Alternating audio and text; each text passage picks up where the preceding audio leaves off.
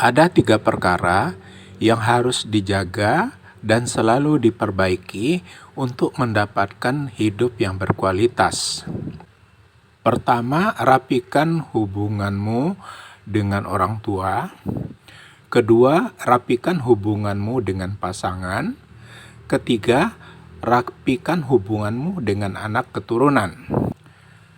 3 perkara ini akan menentukan kualitas hidup kita dan akan menuntun kita menuju akhirat nanti.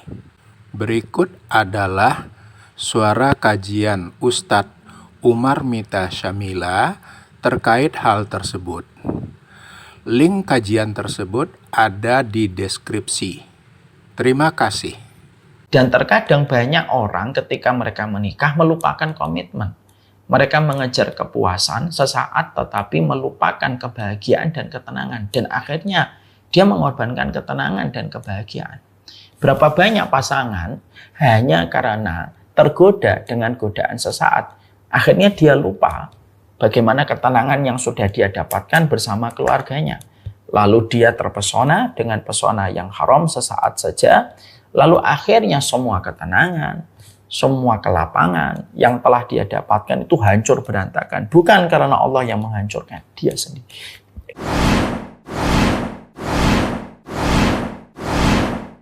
Tentunya ketika kita berbicara pada kehidupan kita, ada 2 pilihan yang Allah beri. Ada 2 pilihan di dalam kehidupan kita yang bisa untuk kita tetapkan pilihan pada kehidupan.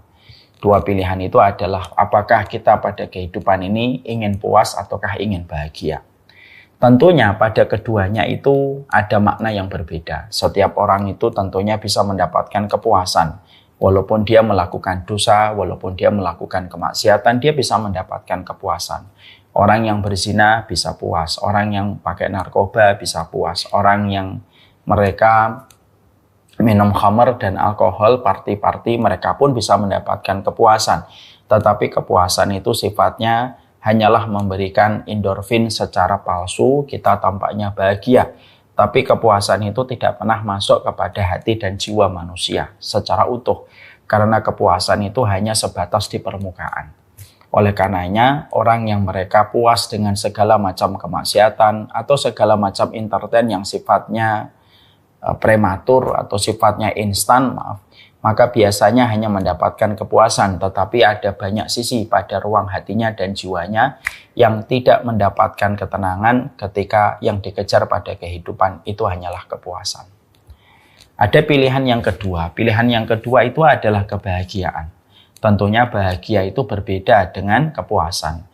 Kalau kepuasan itu bisa didapatkan secara instan dengan perkara dosa, perkara kemaksiatan, baik itu perkara halal dan haram, berbeda dengan bahagia. Bahagia itu merupakan sebuah hasil dari sebuah proses dan ikhtiar yang panjang, yang akhirnya orang itu akan mendapatkan kebahagiaan yang masuk pada hatinya, mampu dirasakan oleh bilik-bilik jiwanya di dalam kehidupan, sehingga akhirnya dia merasakan betul-betul ketenangan, kelapangan, dan kecukupan ketika dia telah merasakan arti bahagia pada setiap proses ikhtiar yang dilakukan. Dan tentunya kebahagiaan itu tidak didapatkan dari sesuatu yang haram, tetapi didapatkan dari sebuah disiplin yang panjang pada perjalanan kita untuk mengikuti perintahnya Allah dan meninggalkan setiap larangan dan setiap larangan yang Allah berikan pada kehidupan ini. Maka orang itu akan mendapatkan bahagia. Setelah kita paham perbedaan antara kepuasan dan kebahagiaan itu ada perbedaan cukup sangat mencolok di antara keduanya. Tentunya kita sebagai orang-orang yang sudah hadir di taman ilmu, tentunya bukan lagi kepuasan yang kita kejar. Karena bisa jadi orang puas, tapi bisa jadi di balik kepuasan dia frustasi dan dia depresi. Makanya banyak orang yang mereka puas tetapi mereka tetap depresi. Bahkan mengakhiri hidupnya dengan mati bunuh diri walaupun dia puas. Dia puas berzina, dia puas minum alkohol, dia puas melakukan perbuatan yang dia inginkan, tetapi ternyata tetap naik depresi dan frustasi pada hidupnya karena memang kepuasan tidak bisa menekan depresi dan frustasi. Kepuasan hanya memberikan sesaat kegembiraan. Beda dengan kebahagiaan, dan ketika kita telah menetapkan bahwasanya kita hidup bukan hanya sekedar puas, tetapi kita ingin untuk menjadi bahagia supaya kita tidak depresi, semoga kita tidak frustasi, maka sesungguhnya kita akhirnya mengerti bahagia itu yang menjadi salah satu tujuan kita. Kenapa kita hidup? Ya salah satunya kita ingin bahagia. Kenapa orang itu disiplin pada kehidupannya, dia senantiasa mengikuti aturan-aturan yang ada ya supaya dia tidak banyak masalah, tidak terkena persoalan hukum, dan tentunya dia lebih mudah bahagia ketika dia disiplin di dalam kehidupannya.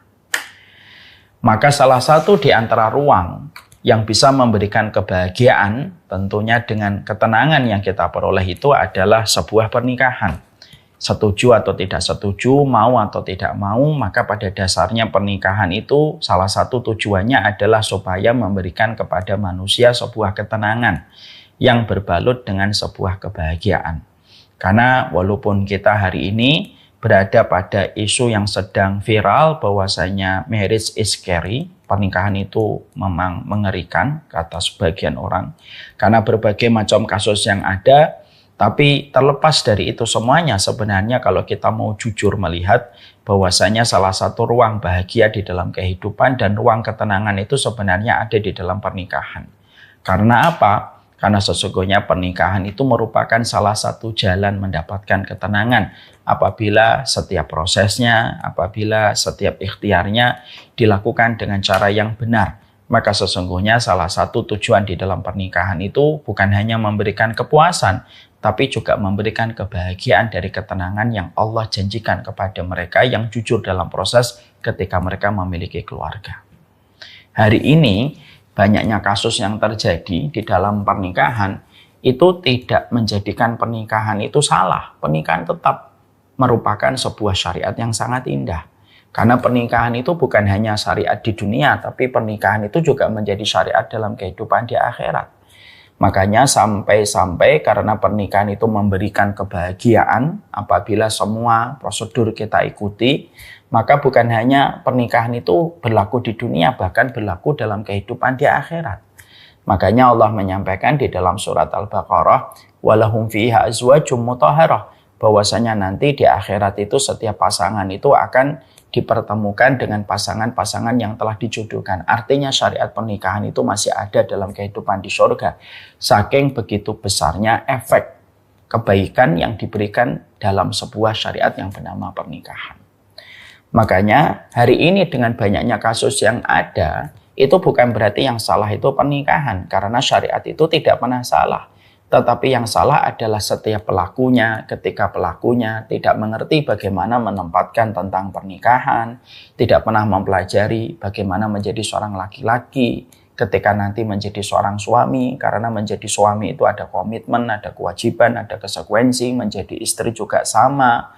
Lalu ketika kita di dalam pernikahan tidak punya ilmu, blind spotnya begitu banyak, lalu tidak didasarkan kepada penyadaran dan kesadaran sebelum pernikahan, tetapi pernikahan itu hanya mementingkan urusan gedung, urusan kostum, urusan undangan. Akhirnya terjadilah apa yang hari ini sering kita jumpai. Banyak bom waktu yang terjadi di banyak keluarga, dan akhirnya kita menjumpai dan kita mendapati banyak orang merasa trauma dengan pernikahan hanya karena timbulnya banyak masalah. Padahal kalau kita mau jujur, banyak orang yang mendapatkan ketenangan, kebahagiaan di dalam pernikahan tanpa kita menutup mata bahwasanya ada masalah-masalah yang terjadi di dalam pernikahan beberapa orang ataupun orang-orang yang mereka menikah. Nah, inilah yang menjadikan kita paham betul. Berarti pernikahan merupakan bagian dari kehidupan dan itu merupakan bagian dari syariat. Dan Allah menyampaikan kepada kita di dalam surat Ar-Rum ayat 21, wa min ayatihi an khalaqalakum min anfusikum azwaja litaskunu ilaiha wa ja'ala bainakum mawaddatan wa rahmah. Makanya kita mendapatkan di dalam salah satu ayatnya, di antara ayat-ayat Allah, Allah itu menjadikan kalian itu berpasang-pasangan antara satu dengan yang lainnya. Lalu Allah itu menjadikan supaya kalian merasa tenang, litaskunu ilaiha. supaya kalian merasa tenang di dalam pernikahan itu. Wa ja'ala bainakum mawaddatan, supaya kalian merasakan rasa cinta. Wa ja'ala wa rahmah, dan kalian mendapatkan rahmat. Dan itu merupakan salah satu di antara tujuan di dalam pernikahan. Memberikan kepadamu ketenangan, memberikan kepadamu rasa cinta, dan memberikan rahmat. Sampai nanti pada kehidupan kita di masa tua kita bersama dengan pasangan yang telah menjadi bagian dari kehidupan keluarga kita.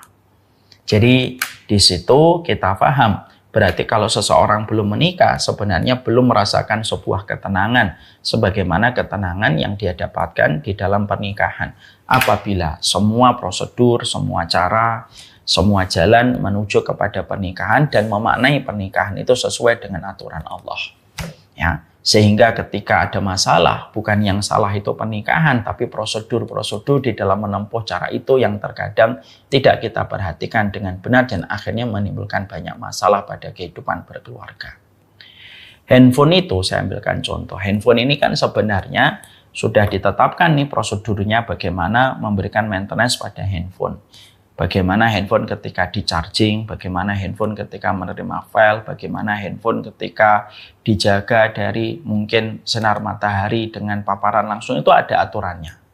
Tapi ketika handphone ini tidak diberikan maintenance dengan sebagaimana prosedur yang ditetapkan oleh pabrik yang mengeluarkan handphone ini, apa yang terjadi? Yang terjadi itu adalah ya handphone cepat rusak, tidak bisa maksimal, tidak bisa menjalankan fungsinya. Yang salah bukan merek handphonenya. Yang salah itu terkadang maintenance kita tidak sesuai dengan protap dan prosedur yang ditetapkan oleh pabrik yang mengeluarkan handphone itu. Akhirnya handphone itu menjadi beban untuk kita, lemot. Setiap kita menerima file begitu lama, ketika kita mengirimkan file juga menjadi lemot. Bukan karena handphonenya yang salah, tapi karena cara maintenance handphone ini yang tidak sesuai dengan ilmunya, sesuai dengan regulasi yang ditetapkan oleh pabriknya. Sama pula di dalam pernikahan itu juga begitu. Bahwasanya pernikahan itu terkadang ketika ada masalah, bukan yang salah itu syariat pernikahannya.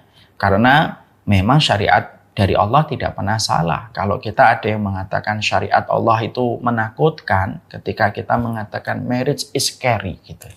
Pertanyaan saya, kalau kita membenarkan tren ini dan mengatakan dan ikut-ikutan latah mengatakan marriage is scary, pertanyaan saya, terus yang tidak menakutkan apa kalau syariat Allah sudah kita tuduh sebagai syariat yang menakutkan? Kesalahan orang ketika di dalam pernikahan itu tidak boleh menjadikan kita membabi buta dengan kebutuhan kita, lalu kita ikut-ikutan membenarkan sebuah narasi bahwasanya pernikahan itu memang menyeramkan gitu. Padahal kita sebenarnya kurang main jauh. Kita ini mainnya kurang jauh.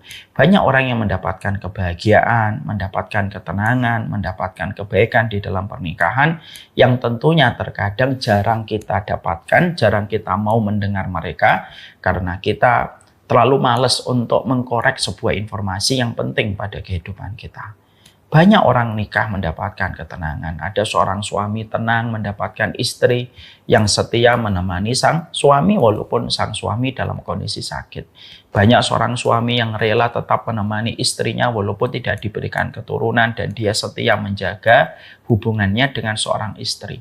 Ada seorang suami rela menjaga istrinya dalam kondisi sakit. Mungkin dia tidak mendapatkan kebutuhan biologisnya tersalurkan, tapi dia tetap setia bagaimana dia memperlakukan istrinya dengan cara yang terbaik. Kisah-kisah indah dari sebuah ketenangan itu luar biasa, begitu banyak. Tetapi terkadang justru kita tidak melihatnya dan kita hanya fokus masalah yang viral, masalah yang trending. Lalu akhirnya kita lupa bahwasanya pernikahan yang membentuk keluarga itu merupakan perkara syariat yang agung. Karena salah satu takdir agung pada kehidupan manusia itu syariat pernikahan. Itu salah satu takdir agung dalam kehidupan manusia itu syariat pernikahan. Sehingga ketika kita mengetahui ini, kita harus mereposisi kembali bahwasanya sekali lagi pernikahan itu memberikan kepada kita sebuah ketenangan. Walaupun terkadang kita menjumpai masalah. Karena apa? Masalah itu ada pada kehidupan pernikahan. Ya karena memang hidup ini ujian. Bukan berarti setelah nikah semuanya mulus, istri kita langsung paham, suami kita langsung baik. Enggak. Karena tidak ada yang diberikan secara instan oleh Allah. Semua diberikan sesuai dengan ikhtiar dan usaha terbaik yang dilakukan manusia. Karena apa? Pernikahan itu urusan besar. Pernikahan itu merupakan urusan keberkahan. Yang tentunya pernikahan walaupun tidak menjanjikan kepuasan, tapi pernikahan itu pasti memberikan keberkahan besar pada perjalanan kehidupan kita. Ya. Makanya Rasulullah ketika mendapati seseorang itu menikah, Rasulullah telah mengatakan orang kalau telah menikah maka dia telah menyempurnakan separuh agamanya. Falyattaqillaha fi nisfil baqi. Hendaklah dia bertakwa kepada Allah pada separuh sisanya yang lain. Artinya dalam pernikahan itu dikategorikan oleh baginda Nabi sebagai separuh kehidupan agama. Separuh dalam kehidupan iman. Berarti tidak main-main. Berarti sebaik apapun, setaat apapun, sesoleh apapun manusia kalau dia belum menikah, ya dia belum menyempurnakan kehidupan agamanya. Itu menunjukkan betapa agungnya posisi pernikahan yang membentuk arti keluarga. Makanya kita tidak heran ya, kalau akhirnya orang ketika menikah, akhirnya dia memiliki keluarga, lalu yang terjadi adalah orang itu ketika punya keluarga maka salah satu bagian kehidupan yang tidak bisa dilupakan begitu saja yaitu kehidupan kita bersama keluarga kita. Makanya dalam satu hadis riwayat Barok bin Azib diterangkan kepada kita bahwasanya setiap ruh apabila dia sudah berada di alam barzah, kalau dia ternyata sudah bisa menjawab pertanyaan malaikat dan malaikat Munkar dan Nakir, maka Allah akan bukakan kepadanya pintu antara kehidupan barzahnya dan surga. Dia bisa melihat surga, akan didatangi orang yang rupawan yang merupakan representasi dari semua amal solihnya. Tapi walaupun sudah mendapatkan dua nikmat besar, bisa melihat surga, didapingi dengan orang yang rupawan yang menjadi teman solihnya, yang teman baiknya di alam barzah sampai menunggu hari kiamat, ternyata ruh-ruh ataupun mayit itu mereka berteriak di dalam alam barzah. Apa teriakannya? Teriakannya itu ya Rabbi aqimis sa'ah hatta arji ila ahli. Ya Robku segerakan hari kiamat supaya aku lekas berjumpa kembali dengan keluargaku. Kenapa dia berteriak meminta dikumpulkan kembali dengan keluarganya?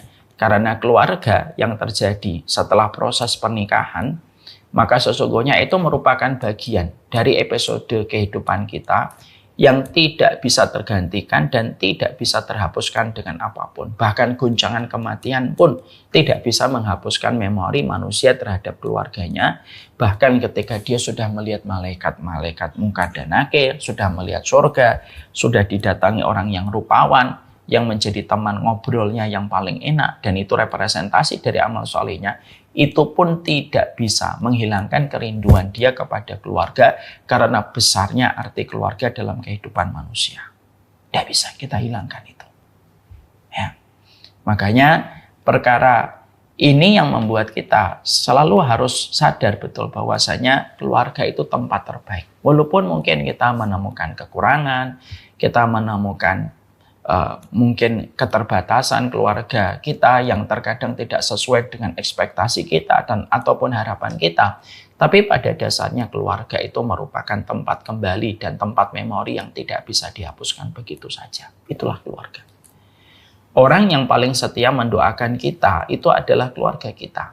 Karena sahabat kita, teman bestie kita yang kita memberikan loyalitas kepada geng dan circle yang kita miliki, bagaimanapun mereka ketika kita meninggal dunia, mereka akan fokus dengan hidup mereka masing-masing.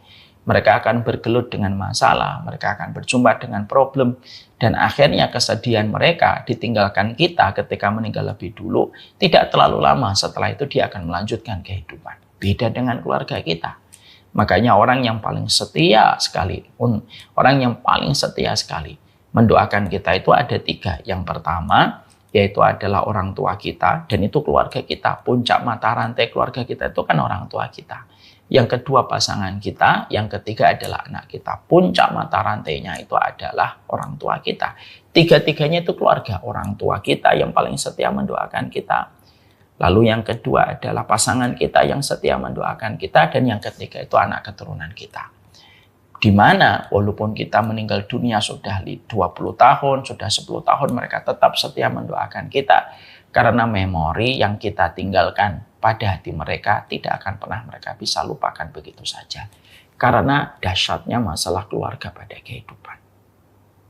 Nah, inilah yang menjadikan kita harus mengerti. Makanya ketika seseorang itu, ketika dia memiliki sebuah keluarga, ada banyak dampak kebaikan yang dia dapatkan. Karena sesungguhnya biasanya kalau ada karyawan, pekerja, hubungan dia dengan orang tuanya baik, hubungan dia dengan keluarga baik, hubungan dia dengan anak juga baik, maka biasanya dia mampu melejitkan potensinya di dalam kehidupan. Kalau dia memiliki mata rantai yang baik, hubungan dia dengan orang tua baik, hubungan dia dengan pasangan baik, dan hubungan dia dengan anak baik. Makanya biasanya karyawan semacam ini mampu menyelesaikan PR-PR yang ada pada tempat pekerjaannya dengan maksimal. Kenapa? Karena dia mendapatkan ketenangan. Dia mendapatkan ketenangan. Makanya biasanya kalau ada seseorang pada hidupnya, kok hidupnya memiliki banyak masalah, biasanya ngeceknya dari 3. 1, bagaimana hubungan dia dengan orang tuanya, baik atau tidak baik. 2, bagaimana hubungan dia dengan pasangannya, baik atau tidak baik. Dan yang ketiga, bagaimana posisi dia di hati seorang anak yang menjadi keturunannya. Karena kalau 3 perkara ini baik, saya pastikan bahwasanya urusan pun akan menjadi baik. Karena apa? Siapapun yang merapikan dalam 3 perkara ini, maka dia akan rapi hidupnya. Tapi siapapun yang tidak rapi dalam 3 perkara ini, maka dia tidak akan rapi dan pastinya akan berantakan pada perjalanan hidupnya. Mari kita datangkan sebuah bukti supaya kita bertambah mengimani bahwasanya kehidupan kita dengan keluarga itu harus betul-betul kita rapikan betul. Yang pertama yaitu ketika berhubungan dengan orang tua. Mana dalilnya Ustadz? Dalilnya ada di dalam surat Maryam. Ketika kita membaca di dalam surat Maryam, wa barram biwalidati walam yaj'alni jabbaron sakiyah. Allah menyampaikan di dalam ayat surat Maryam, ayat yang ke-32, wa barram biwalidati walam yaj'alni jabbaron sakiyah. Karena aku baik kepada ibuku, aku dijadikan oleh Allah tidak menjadi orang yang kasar, jabbar, suka memaksakan kehendak, tidak menjadi orang yang kasar, syakiyah, dan tidak pula dijadikan celaka. Tidak pula dijadikan celaka. Artinya ini dalil pertama. Berarti kalau orang tidak ingin dijadikan celaka, tidak dijadikan kasar, tidak dijadikan memiliki banyak penyimpangan hidupnya, pastikan bagaimana dia baik kepada ibunya. Karena Allah memberikan 2 garansi. 2 garansinya itu apa? Tidak kasar, tidak pula dijadikan celaka. Kalau tidak dijadikan celaka berarti nasibnya baik. Berarti nasibnya baik ketika tidak dijadikan celaka. Makanya akhirnya ini yang menjadikan saya tuh sering sekali mengatakan sama anak-anak saya. Kalau kalian membentak saya, kalau pas lagi marah, tidak apa-apalah, sesekali Abi akan membiarkan. Tapi jangan pernah membentak ibu kalian. Kenapa? Karena setiap bentakan kalian kepada ibu kalian bisa jadi memadamkan 1000 kebaikan kalian di masa mendatang. Nah, dari surat Maryam 32, disinilah kita paham bahwasanya pada surat Maryam 32 inilah kita akhirnya mengetahui betul, ya. Akhirnya kita betul-betul memahami bahwasanya kebaikan hidup manusia itu sangat tergantung bagaimana dia menjalankan kebaikan bersama dengan orang tuanya. Jadi ini yang pertama kali harus diurusin. Ini yang pertama kali harus dirapikan betul. Merapikan hubungan seseorang dengan orang tuanya. Yang kedua yaitu dengan pasangannya. Karena dengan pasangan itu akhirnya kita akan memiliki sebuah ketenangan ketika kita sudah bersama dengan pasangan kita. Dari ketenangan-ketenangan itulah akhirnya kita mendapatkan support terbaik, mendapatkan partner terbaik, dan mendapatkan doa terbaik dari pasangan kita. Yang tentunya partner ini akan senantiasa mendoakan kita setiap waktu, setiap saatnya tanpa lelah, tanpa letih. Karena menjadi bagian dari support system yang sama. Kalau sudah menjadi support system itu kan saling melengkapi. Saling berbagi tugas, saling menutupi kekurangan, dan saling melengkapi dalam berbagai macam proyek-proyek kehidupan mereka. Makanya kita juga mendapatkan bahwasanya di dalam surat Al-Furqan 74 Allah berfirman, Rabbana hablana min azwajina wa dzurriyyatina qurrata a'yun waj'alna lil muttaqina imama. Kita mendapati di dalam surat Al-Furqan 74. Ini sudah sering saya sampaikan. Ya Allah, anugerahkanlah kepada kami pasangan-pasangan kami dan keturunan-keturunan kami yang qurrata a'yun. Waja'alna lil muttaqina imama. Dan sesungguhnya waja'alna lil muttaqina imama, jadikanlah kami pemimpin orang yang bertakwa. Yang kita soroti closing pada ayat ini. Closing pada ayat ini adalah waja'alna lil muttaqina imama.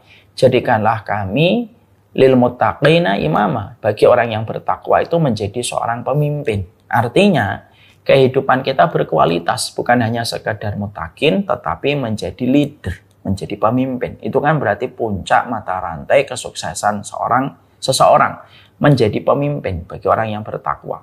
Tapi uniknya kalau kita nanti harus selami adalah kenapa diletakkan sebuah sebuah pengkondisian, sebuah atmosfer supaya kita menjadi orang yang betul-betul berprestasi, pemimpin orang yang bertakwa. Tapi permintaan sebelumnya adalah anugerahkanlah kepada kami pasangan kami dan anugerahkanlah kepada kami keturunan yang qurrata a'yun. Artinya kita tidak akan pernah melejit potensinya, tidak akan pernah berkualitas hidup kita kalau kita tidak mendapatkan, kalau kita tidak qurrata a'yun dengan pasangan kita. Karena kalau ada suami istri tidak saling memperbaiki, saling mengakui kesalahan, sama-sama saling belajar, sama-sama saling memaafkan, dan berusaha terus untuk saling merapikan. Jangan sampai mereka suami istri itu kalah dengan kualitas orang yang pacaran ketika mereka saling mengevaluasi. Maka ketika pasangan suami istri tidak saling qurrata a'yun, anaknya tidak akan qurrata a'yun. Dan anaknya kalau tidak qurrata a'yun, maka sesungguhnya dia tidak akan pernah berprestasi dan tidak akan pernah menjadi orang yang lil muttaqina imama, menjadi imam bagi orang yang bertakwa. Makanya closing ayat ini lil muttaqina imama dimulai dari sebuah anak tangga yang pertama. Anak tangganya itu apa? Yaitu adalah bagaimana menjadikan seseorang itu betul-betul saling menjadi qurrata a'yun antara satu pasangan dengan pasangan yang lainnya. Sehingga akhirnya kalau ada seseorang setelah memperbaiki hubungan dia dengan orang tua, dia memperbaiki hubungan dia dengan keluarganya, maka dia akan mendapatkan sebuah kekayaan yang belum tentu seorang miliarder mendapatkan. Apa itu? Ketenangan bersama dengan pasangan ketika saling diusahakan dan diikhtiarkan bersama. Miliarder bisa jadi mengumpulkan banyak cuan, mengumpulkan banyak uang. Tapi belum tentu seorang miliarder itu bisa memiliki support system terbaik dari pasangannya, belum tentu.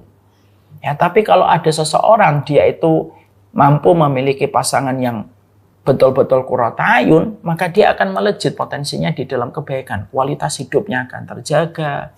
Maka dia akan mendapatkan banyak keberkahan hidup itu ketika dimulai pada saat ketika dia menikah, berkeluarga itu mereka saling menjaga komitmen, mereka saling berusaha untuk memperbaiki, saling berusaha untuk saling memaafkan, saling berusaha untuk mengevaluasi. Maka itu yang akan menjadi sebuah proses rapinya dan berkualitasnya kehidupan manusia. Ya. Makanya saya pernah melihat sendiri. Ada seseorang jamaah, seorang bapak-bapak, dia bercerita masa-masa dulu ketika jaya. Beliau berkata, dulu saya pernah jaya Ustadz bisnis saya. Beliau bercerita, insya Allah beliau orang baik, kita mengambil insight dan pelajaran dari beliau. Lalu beliau meneruskan kisahnya, ketika saya dalam kondisi diberikan oleh Allah kejayaan ekonomi saya, lalu akhirnya saya khilaf. Saya akhirnya terlibat asmara terlarang dengan seorang wanita gitu. Yang akhirnya menyebabkan istri saya yang menemani saya dalam proses saat itu merintis bisnis dari nol sampai akhirnya menjadi from zero to hero itu akhirnya kecewa sekali gitu. Dan ketika kecewa akhirnya beliau tidak bisa memaafkan saya walaupun saya sudah menyesal sekali dan berusaha untuk menebus penyesalan saya. Dan pada saat itu ketika saya merasa tidak dimaafkan, saya malah sombong. Akhirnya saya malah marah gitu. Saya malah murka dan akhirnya menyombongkan diri kepadanya bahwasanya ya silahkan aja kalau mau cerai. Emang kamu bisa hidup tanpa saya. Itu kalimat yang pernah saya sampaikan kepadanya. Jadi saya pernah nyesel, saya pernah minta maaf, ketika tidak diterima saya malah marah. Bukannya saya sabar. Akhirnya betul-betul terjadilah perpecahan, terjadilah perpisahan. Sebelum perpisahan itu, saya masih ingat sekali mantan istri saya berkata, apa yang kamu miliki tidak akan lama. Karena apa yang kamu miliki diiringi dengan tetesan air mata orang yang terdolimi. Itu yang saya ingat. Lalu akhirnya kami pisah dan saya tidak pernah berjumpa kembali. Ya hanya urusan anak saja, kadang komunikasi tapi tidak pernah berjumpa kembali. Dan memang tidak lama setelah itu, dalam waktu 3 tahun, akhirnya satu persatu usaha saya ambruk, Ustaz. Ambruk, berkeping-keping. Dan akhirnya saya drop semua bisnis saya dan akhirnya sebagaimana saya sekarang berada pada titik nadir. Ini kisahnya. Berarti kita mengambil sebuah pelajaran penting. Berarti kehidupan kita itu harus merapikan hubungan kita setelah orang tua itu merapikan kehidupan kita bersama dengan keluarga kita. Tidak rapinya kita dengan keluarga kita itu menyebabkan berantakan kehidupan kita. Tidak rapi. Dan terkadang banyak orang ketika mereka menikah melupakan komitmen. Mereka mengejar kepuasan sesaat tetapi melupakan kebahagiaan dan ketenangan. Dan akhirnya dia mengorbankan ketenangan dan kebahagiaan. Berapa banyak pasangan hanya karena tergoda dengan godaan sesaat, akhirnya dia lupa bagaimana ketenangan yang sudah dia dapatkan bersama keluarganya. Lalu dia terpesona dengan pesona yang haram sesaat saja, lalu akhirnya semua ketenangan, semua kelapangan yang telah dia dapatkan itu hancur berantakan. Bukan karena Allah yang menghancurkan, dia sendiri. Dia sendiri yang menghancurkan. Makanya akhirnya meletakkan kehidupan berkeluarga ini betul-betul menjadi salah satu prioritas kita. Makanya kalau saya tuh suka berkata gitu sama orang-orang yang mungkin terlibat bisnis dengan kita, selalu saya sampaikan kepada mereka, ayo perhatikan hubungan kalian dengan ibu dan bapak. Perhatikan hubungan kita dengan pasangan-pasangan hidup kita. Karena apa yang terjadi pada mereka itu sangat mempengaruhi bagaimana proses kita di dalam kehidupan kita ini. Sehingga akhirnya memperhatikan dan merapikan ini tuh penting. Karena keluarga itu apabila kita memahami ilmunya, lalu kita menikmati segala dinamikanya di dalam kehidupan berkeluarga. Karena memang kehidupan keluarga sekali lagi tidak menjanjikan kepuasan, tapi pasti memberikan keberkahan bagi mereka yang bersabar.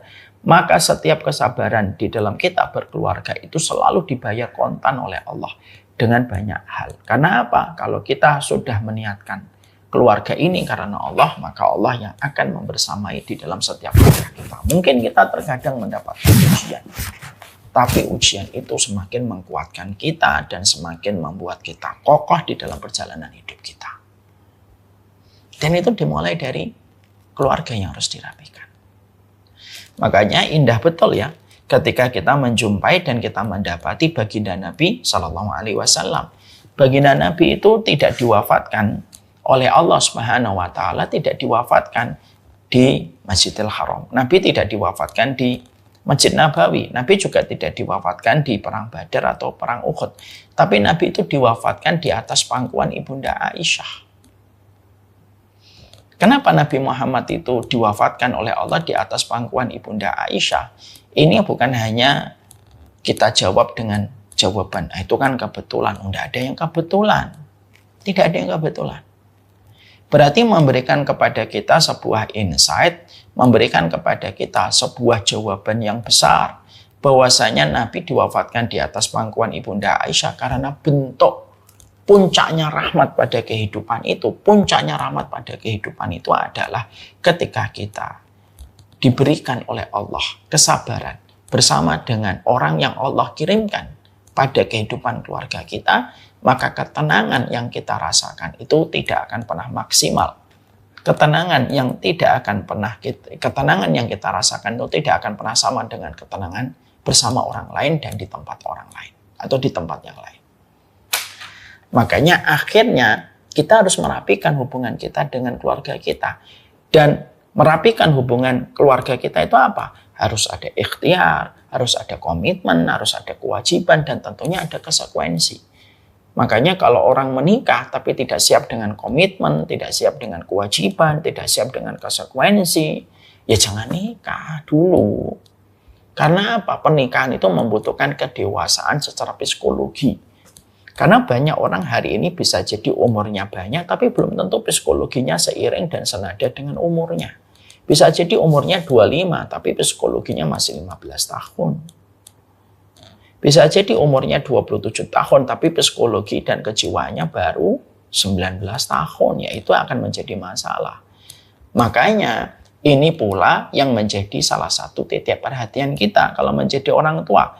Memastikan bahwasanya anak-anak kita itu memiliki kematangan secara psikis. Karena salah satu nilai keberkahan dalam pendidikan anak-anak kita itu apa? Ketika kedewasaannya jauh melampaui umurnya. Umurnya mungkin 10 tahun, tapi cara berpikirnya kayak 15 tahun. Umurnya 15 tahun, tapi cara berpikirnya kayak 25 tahun. Itu berarti berkah pendidikan kita sama anak. Tapi kan ironisnya hari ini banyak orang tua merasa berhasil mendidik anak. Padahal belum tentu dia berhasil mendidik anaknya. Anaknya tidak tahu apa yang harus dilakukan ketika menjadi suami. Lalu orang tua merasa bahwasanya nanti anaknya sudah paham tentang keluarga. Padahal bapaknya dan ibunya tidak pernah menjelaskan bagaimana keluarga itu kayak apa konsekuensinya, apa komitmennya gitu. Dan ketika kita tidak merapikan hubungan kita dengan keluarga kita atau mempersiapkan anak kita dalam sebuah hubungan ketika nanti berkeluarga, ya bisa jadi naudzubillah min dzalik itu bisa menjadi bom waktu dan akhirnya apa? Membuat berantakan kehidupan. Jadi kalau kita ingin merapikan, yang pertama, rapikan hubunganmu dengan orang tua. Yang kedua, rapikan hubunganmu dengan pasangan kamu. Ketika kita merapikan hubungan pasangan kita, sebenarnya kita sedang merapikan banyak ruangan kehidupan yang sedang kita jalani. Yang ketiga, apa yang kita harus rapikan? Yang ketiga, kalau kita sudah punya anak dan keturunan, ya kita harus merapikan bagaimana kita betul-betul hadir secara utuh, sadar secara penuh untuk anak-anak kita. Ya, maka sesungguhnya ini yang menjadikan kita supaya betul-betul kita mampu untuk memperbaiki bagaimana kualitas dan komunikasi kita dengan anak. Karena apa? Komunikasi dengan anak itu akan menjadikan kita memiliki satu generasi yang melanjutkan estafet kebaikan kita. Dan tentunya estafet kebaikan itu akan memberikan kepada kita legacy dan memberikan kepada kita keberkahan pahala. Ketika kita telah meninggalkan jejak-jejak kebaikan dari anak-anak kita. Ketika anak-anak kita itu betul-betul, ketika anak-anak kita itu berkualitas, ketika orang tua senantiasa memperbaiki hubungan dia dengan anaknya. Ya. Karena apa?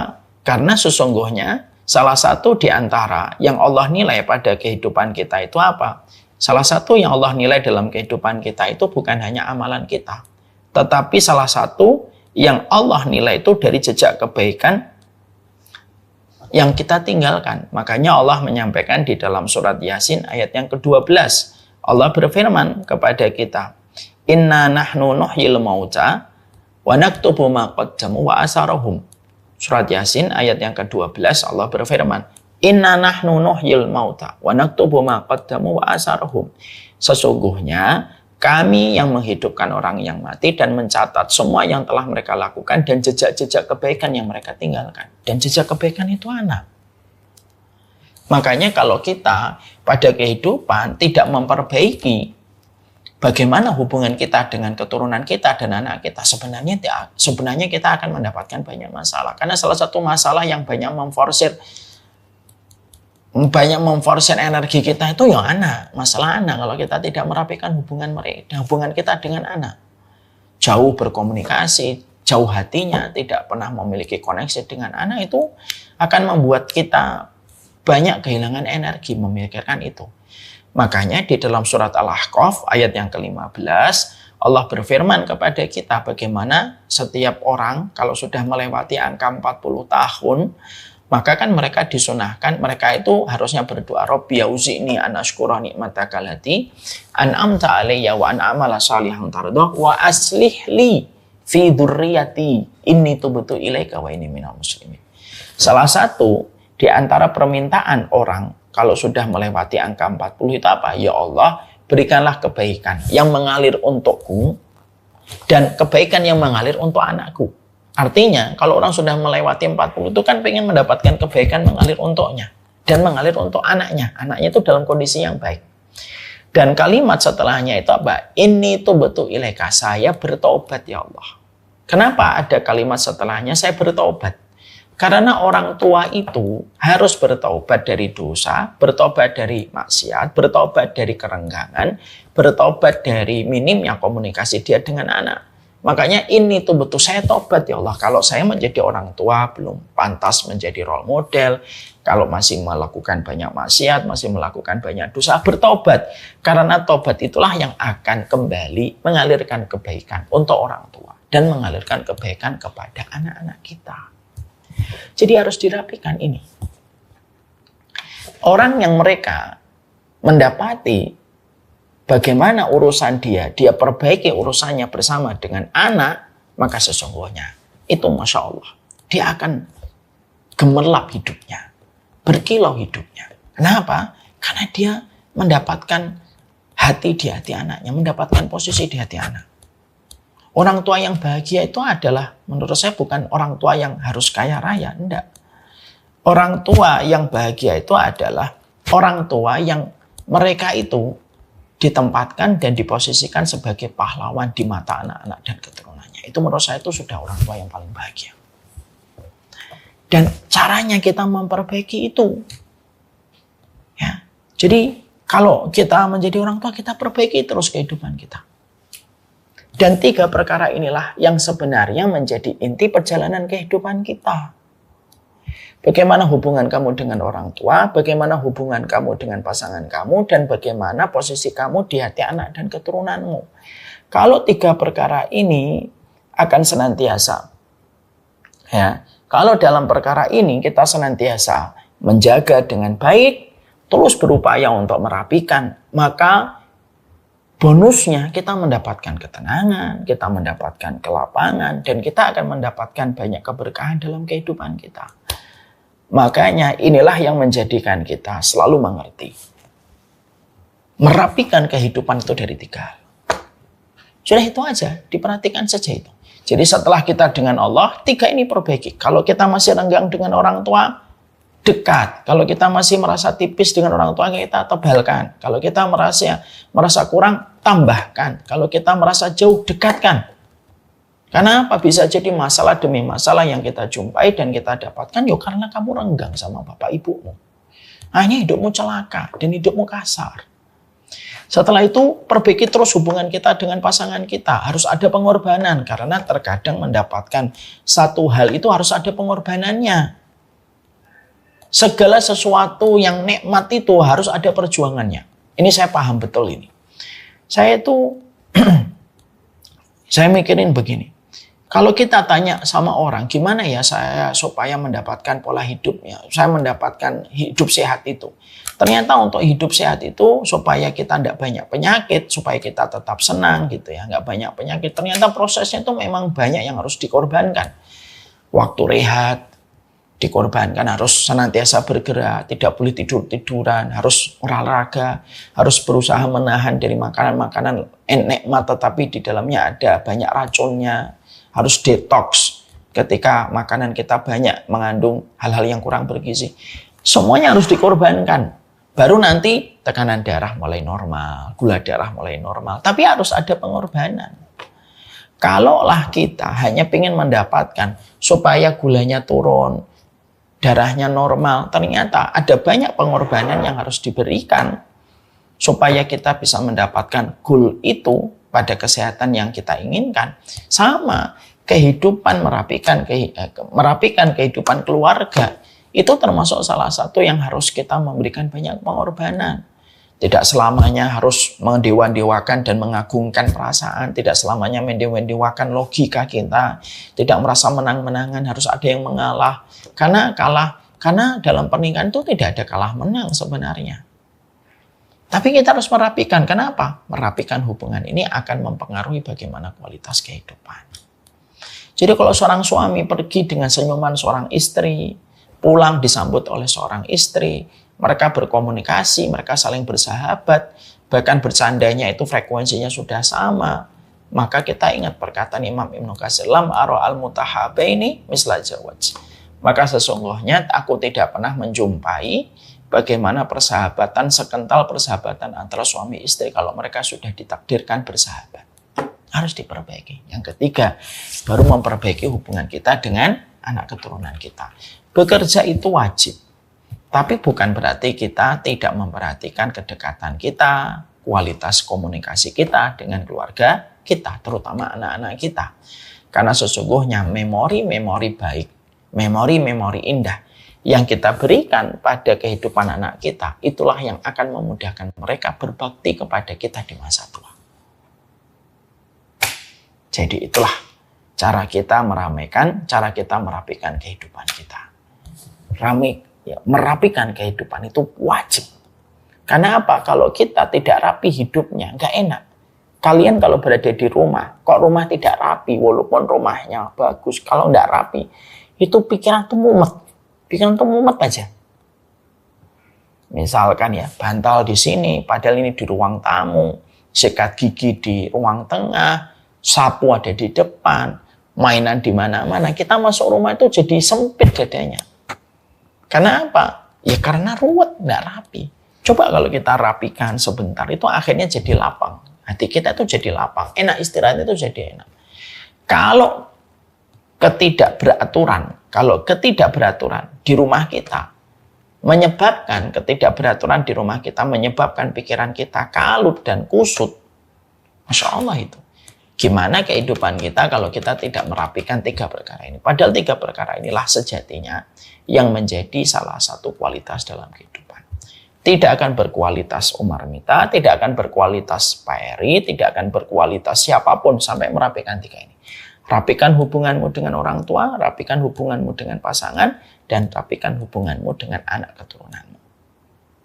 3 perkara inilah yang paling membekas pada kehidupan kita, dan 3 perkara inilah yang paling setia akan mengiringi kita sampai nanti kita menuju kepada akhirat. Assalamualaikum warahmatullahi wabarakatuh. Penonton yang dirahmati Allah, bagaimana pendapat Anda dengan tema kajian kali ini? Bermanfaatkah? Berikan pendapat Anda di kolom komentar di bawah. Semoga Allah memberkahi kita semua. Amin. Jangan lupa klik like, subscribe, dan lonceng ya. Terima kasih.